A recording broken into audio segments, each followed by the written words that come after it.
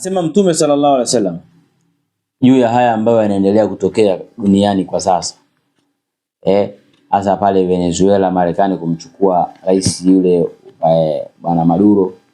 Hasa pia haya yanayoendelea ya Marekani kuteka meli za mafuta za Urusi na China. Yote haya. Anasema Mtume sallallahu alaihi wasallam, katika mto Euphrates kutaibuka, kutamea, kutaota mlima wa dhahabu. Mlima huo wa dhahabu utakapoota, kila mtu atapigana ili aweze kuumiliki yeye. Na katika kila watu 100, kutokana na mapigano hayo, katika kila watu 100, watu 99 watakufa.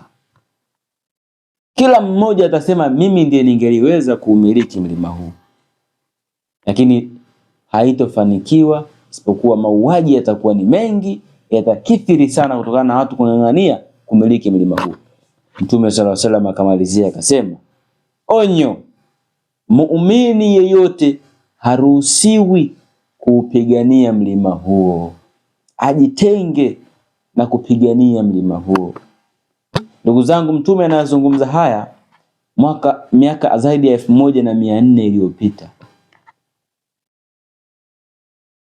Hadithi kama hii ni lugha ya ishara. Hii ni lugha ya ishara. Kwa ufahamu wangu mimi, Allah alivyonijalia, kwa ufahamu wangu ninavyoelewa, hapa hauzungumzi mlima wa dhahabu tunaojua sisi. Miaka 1400 iliyopita, dhahabu ndio iliyokuwa inashikilia uchumi wa fedha, uchumi wa maisha ya watu kwa jumla. Madini ya dhahabu ndio ilikuwa uchumi wenyewe. Lakini tunapozungumza leo 2026, uchumi huu haufanyi kazi tena. Dhahabu sio uchumi wa maisha ya leo. Uchumi wa maisha ya leo ni mafuta. Ndio maana uchumi wa dunia unaitwa petrodollar economy.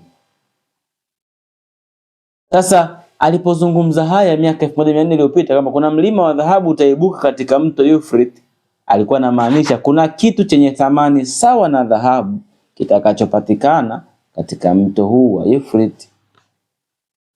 Ukifuatilia ndugu zangu, mto huu wa Euphrates ndio eneo ambalo kuna nchi za Kiarabu, ambako ndiko kuna mafuta.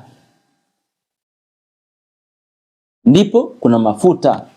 Kwa hivyo anazungumza kwamba haya mafuta haya, kila mtu atataka apigane ili amiliki yeye, kwa sababu anayemiliki mafuta mengi, anayemiliki mafuta duniani, huyu ndiye mtawala, ndiye atakayeshikilia uchumi.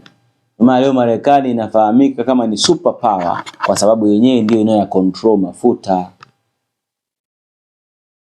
Tangu mwaka 1973 ambako ilikaa na rais wa Saudia, mfalme wa Saudia wa kipindi hicho, wakatia saini kwamba mafuta yote yanunuliwe kwa kutumia dola ya Kimarekani.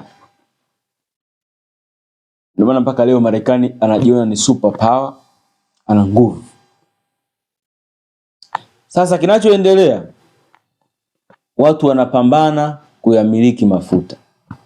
Marekani kapambana, kaanza kumtoa rais wa Venezuela, kampeleka Marekani kumshtaki kwa kesi ya kutengeneza ili ya control mafuta ya Venezuela. Kwa sababu Venezuela ndiye anayeongoza duniani kuwa na mafuta mengi. Ana mafuta mengi sana duniani. Kwa Marekani kateka ili ya control mafuta. Amteka rais ili ya control mafuta. Sasa juzi kati kumeibuka pia shari baada ya Putin Urusi kulalamika meli yake ya kibiashara ya mafuta imeshikwa, imetekwa, imekamatwa na Marekani. Urusi naye akajibu kwa kupeleka nyambizi karibu na lile eneo la tukio. Bado mvutano unaendelea na inasadikika meli nyingine ya pili imetekwa, imekamatwa pia ya Urusi. Na China nao pia wanalalamika vile vile.